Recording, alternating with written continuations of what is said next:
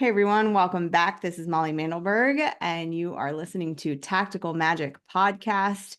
I feel like right now in the world, I know I was just talking to my guest Karen about how podcasts are evergreen, but right now in the world, there is quite a solid amount of fear in the lives of women, we'll say that.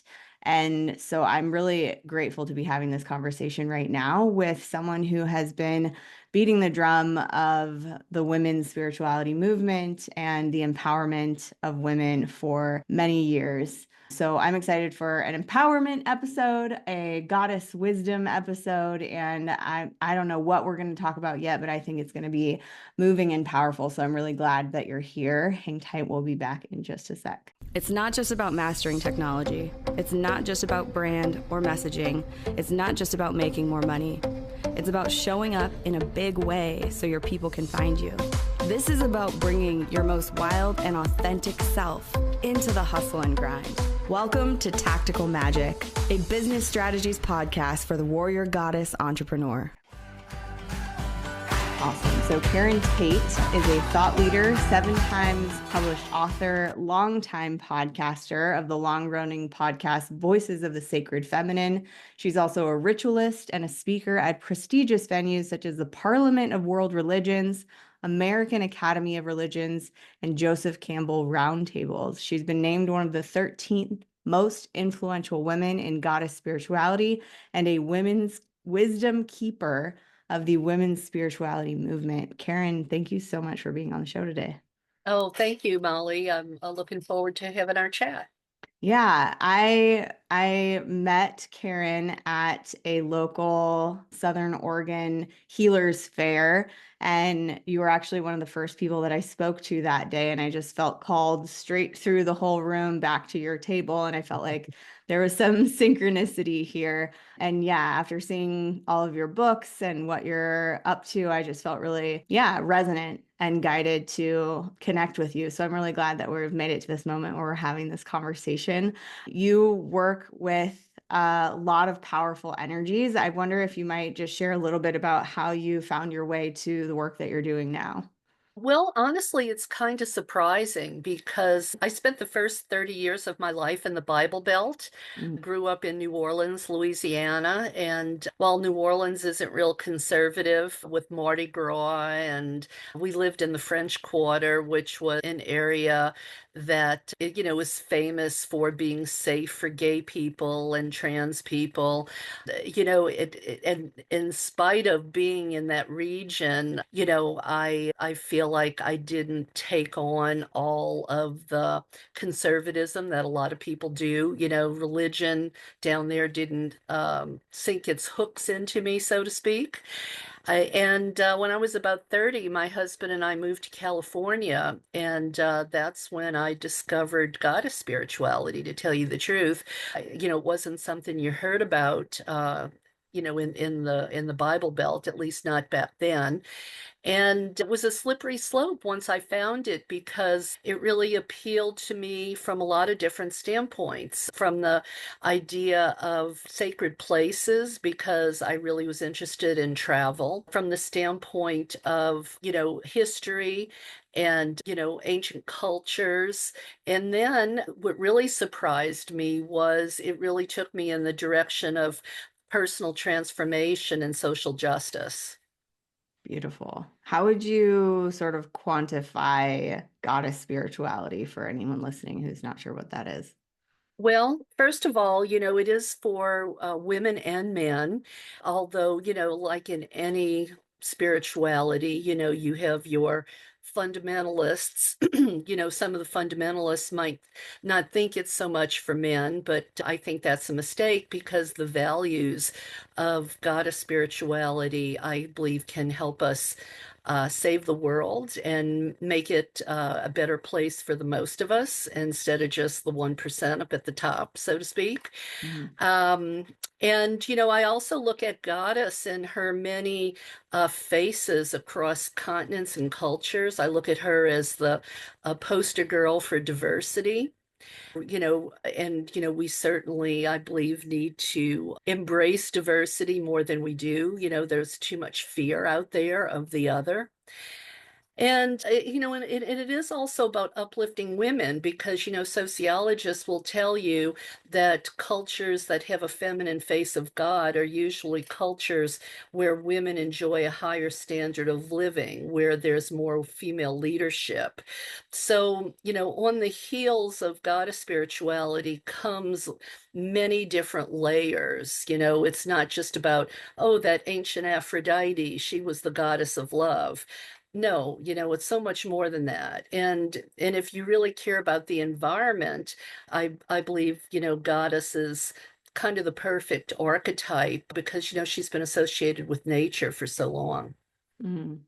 Definitely. Yeah. I feel like there, at least in my, wor- what do I want to say, slice of the algorithm that I'm digesting of what media is being thrown my way and my own like interests in the books that I read and the things that I consume and follow. There is like so much appetite, I think, right now for women to find places they feel empowered, whether that's digging into like the rise of female forward fantasy books or whether that's the just sheer wealth of female entrepreneurs that are out there that are rising and showing up and creating beautiful materials for people to thrive with. There is just this swelling, I feel like, in my lifetime of so much more desire to return to that feminine like wisdom, that innate sense of power that isn't overt, that isn't destructive, that is welcoming, that is community based, that is connected. I'm curious, what are some other ways that the people out there, especially the women out there who are feeling maybe a little bit lost right now or defeated or frustrated, what are some tools or some ideas or concepts that they could sort of chew on right now that might help? Well, first of all, if someone hasn't really studied goddess spirituality, they don't know the diversity of the goddesses out there. It isn't, well, it isn't all this, benign, fluffy, light kind of energy, goddess spirituality. While of course there is that, goddess is about love and nurturing and beauty, you know, there's also the warrior aspect of goddess. There's the aspect of goddess that says, women, set your healthy boundaries, women be empowered. And while I'm really glad to see that Goddess is taking off, because I've been doing this since, the late 90s. And for a while there, it seems stuck, maybe in certain communities where now it feels like it's going a lot more mainstream. I think it's really important, though, to not become deluded. Not diluted, but diluted, diluted. Because what I see today is some women, want to grab onto goddess because, they, you know, beauty without substance, sometimes it's shallowness, sometimes it's, oh, look at the beautiful clothes, if you go on to a goddess website, for instance, you see, the flowing robes and jewels and beautiful hair. Well, that can be part of it for you, but goddess is also a warrioress. You look at Kali, you look at Sekhmet, you look at the Morrigan, and these are goddesses in many cases that the gods called on for their help because they weren't powerful enough. Mhm. So there's in some cases I think, define the feminine as passive, subservient, obeying male authority because, we want to please men because maybe we want a family and children, but sometimes we get caught up in, maybe not always fulfilling our desires, being our authentic self. So I think it's just important to look at goddess in a totality, and don't just kind of get sucked into these kind of shallow, diluted versions of what goddess spirituality can be, if that makes sense. I mean, it's really important to recognize that, goddess spirituality is about uplifting humanity. And in my opinion, and let's face it, that means struggling against patriarchy, Mhm. struggling against domination and misogyny and all the rest. And it's not for the faint-hearted. Yeah. Because we are living at a time when women still hit the glass ceiling. There's less than 20% of women in Congress. There's still female genital mutilation. Women make 80 cents on the dollar compared to men. Domestic violence. I mean, rape culture, incels. I could go on and on. Yeah. Yeah. Yeah. And I really like what you pointed out there, which is it's not passive, that there's a ferocity to the goddess archetype, to the goddess energy, that there's a like untamable, unfuckwithableness that is part of the archetype to embody. Yeah, it's Especially it's now, well, especially it's when there is a bit of a like spiritual battle sort of being waged right now. Yeah, and I think it's about wholeness. I mean, let's face it, we all embody the masculine and feminine within ourselves. Women can't just suddenly embody only the feminine without having the masculine. I mean, a perfect example is if you're an entrepreneur or you want to be an entrepreneur, and say you're an artist or say you're a writer, yes, you want to take that right brain creativity, which we would associate with the feminine, to create your art.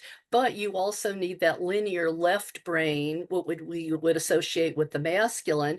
Maybe even, you have to be competitive out there in the workforce, out in the world. You have to have that too. Otherwise, you're going to be out of balance, and you might make wonderful art, but will you be able to sell it and market it and support yourself, if that makes sense? Hmm. Yeah, yeah, it requires both sides. Yeah. There's the creative, expressive, magical side of us, and there's also the part that has to synthesize that to get it into this physical reality, which is more of Yeah. a logical, strategic, linear thing.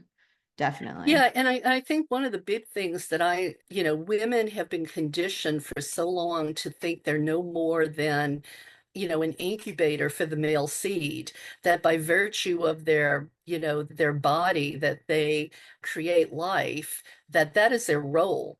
And, men have gotten away with conditioning women to think that for way too long.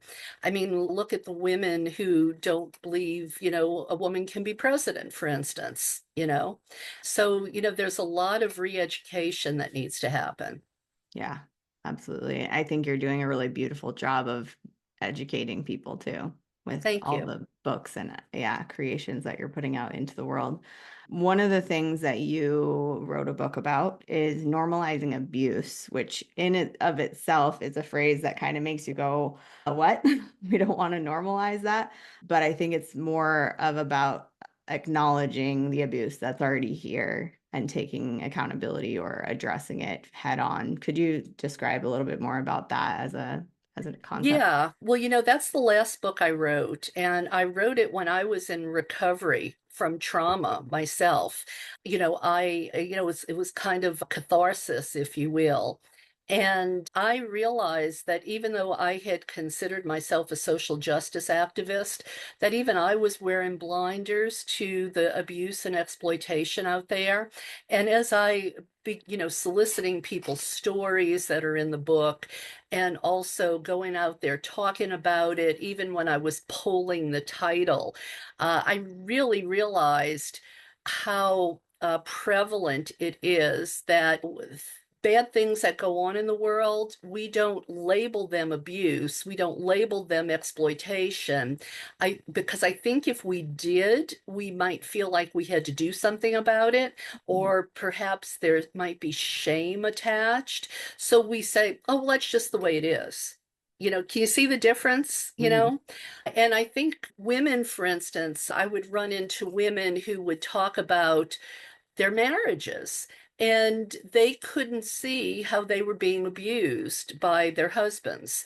It's just, well, that's what a woman endures. Mm. Well, maybe we should stop enduring. Yeah, Maybe we should be looking more for equality. I mean, and just in the sense of relationships, don't we want a partner who is emotionally available, emotionally mature, instead of just, I don't know, accepting a lesser person that maybe is not even our equal to just have a family, to be able to have children. I think oftentimes women lower the bar of their own expectations. And I think we should be encouraging men to step up. And this isn't about male bashing. I think patriarchy has conditioned men as well, and too many of them are into this toxic masculinity out there because of the conditioning that they have gotten, whether it be in religion or out in the locker room, or wherever they got it from. And then they wonder why women would rather stay home with their cat, you know? So, I think there's a lot of education that has to be done on both sides. definitely. And I think conditioning really is the word, that there's a sort of operating system in place, and that much of our society are, I'm not going to say victims, but are products of that conditioning, and the way that we're finding, more young people wanting to stay single, or more young people doing multiple partner polyamory situations because they're not either equipped to ask for or expect to be met by what they actually require in a partner. They just assume that it has to come from a lot of different people. And I do not in any way mean to minimize polyamory to that as its own thing, but it's interesting to see how, yeah, how our interrelational sort of culture has evolved based on that conditioning. Yeah, Um, I would really encourage women to go on YouTube and look up the history of misogyny, look up the history of male domination and hierarchy. I've been married to a wonderful man for 40 years, and he has been the wind beneath my wings. I don't think I could have done everything I've done, written the books, you read my bio, traveled, all of the rest, if he hadn't been a caring partner. And, so this isn't about male bashing. This isn't even about our genitals. This is about our values and our morals. yeah. And too often in patriarchy, men have gotten a pass, and they have benefited from patriarchy. Saying that is not male bashing. Saying that is just speaking the truth about the reality of the situation. Yeah, I feel like there's also a lot more awareness arising right now of how the trauma and abuse of the world gets stored in our body. I've been doing a lot of somatic experiencing lately with some new tools that I've been learning over the last few months, and having memories of the moments in my life where I was abused. And I do remember even having the conscious thought that if I name it abuse, I have to do something about it. Yeah, If I actually use that word, then suddenly something's actually wrong and I have to show up for it in a way yeah, that I maybe wasn't ready, or I was scared to show up for it.